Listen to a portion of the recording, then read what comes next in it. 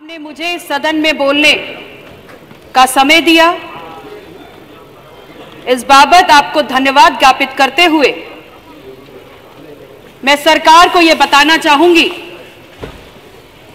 कि ये जो बजट है जो हम सब के समक्ष रखा गया है, ये बजट विशुद्ध रूप से एक लोक लुभावन बजट है जो सुनने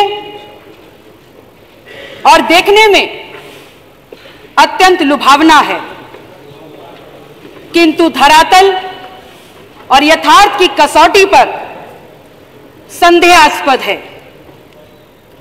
फिर चाहे रोजगार का विषय हो, चाहे युवाओं का विषय हो, चाहे महिलाओं का, इस बजट में इन विषयों पर संदर्भित जितनी भी बातें लिखी गई हैं, उनका सच्चाई और यथार्थ से कोई भी संबंध नहीं दिखता है। दूसरी सबसे बड़ी विसंगति इस बजट में आस्था के आधार पर भेदभाव की है,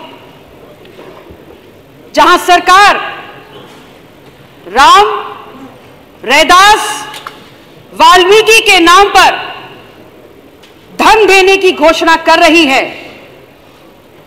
तो क्या अन्य धर्मावलंबियों की आस्थाओं को अनदेखा कर दिया गया?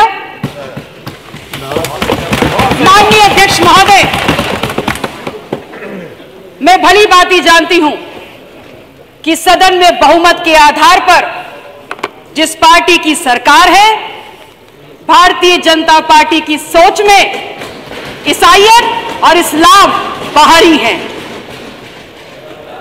मैं इस बहस में भी नहीं जाना चाहती हूं और ना ये मेरा विषय है, लेकिन सरकार को यह ध्यान रखना ही होगा कि बुद्ध, महावीर, नानक और कबीर ये सब इसी भूमि पर पैदा हुए और इसी भूमि पर पले बड़े हैं, और उन्होंने समग्र मनुष्यता के उत्थान और कल्याण के लिए अपना पूरा जीवन समर्पित कर दिया। वो इस भूमि पर उदाहरण हैं, ऐसे उदाहरण हैं जिन्होंने मनुष्यता से देवत्व तक का सफर तय किया और शिखर तक पहुंचे। जितनी ये भूमि उत्तर प्रदेश की बुद्ध की है, महावीर की है, नानक से संबंधित है, कबीर की है, इस भूमि पर करोड़ों करोड़ लोगों की आस्था इन भगवानों में भी है।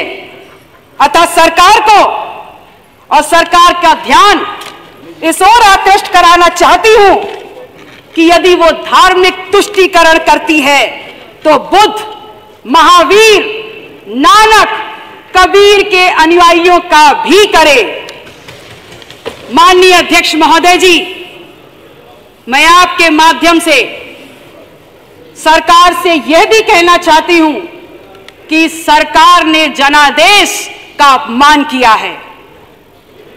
लोकतंत्र में जनादेश अनिवार्य सत्य है, और 5 साल के कार्यकाल के बाद जिसको जनता ने नकार दिया, उसे सरकार में दोबारा लाया जाना भी जनादेश का अपमान है।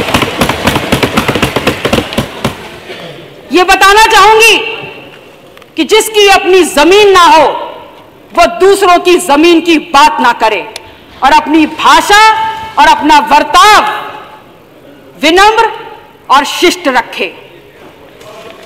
माननीय अध्यक्ष महोदय जी, मैं आपके माध्यम से सरकार से कहना चाहूंगी कि भगवान बुद्ध की भी करोड़ों के लोगों में आस्था है, और आप और हम सब ये देख रहे हैं कि आज हमारे देश के प्रधानमंत्री माननीय नरेंद्र मोदी जी को भी भगवान बुद्ध की शरण में जाना पड़ा है।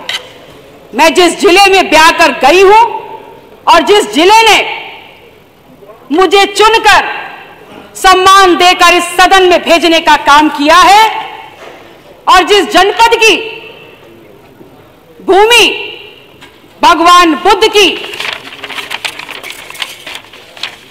महत्ता और महानता का यशोगान करती है, उसका नाम कौशाम्बी है।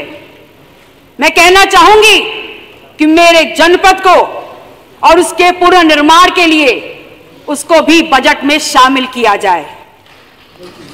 संतों के कल्याण हेतु चलिए अब आप खत्म समाप्त करिए। आपने घोषणा की है एक बोर्ड की, उसमें बुद्ध, महावीर, नानक, कबीर की परंपरा के संतों को भी सम्मिलित करना सुनिश्चित किया जाए।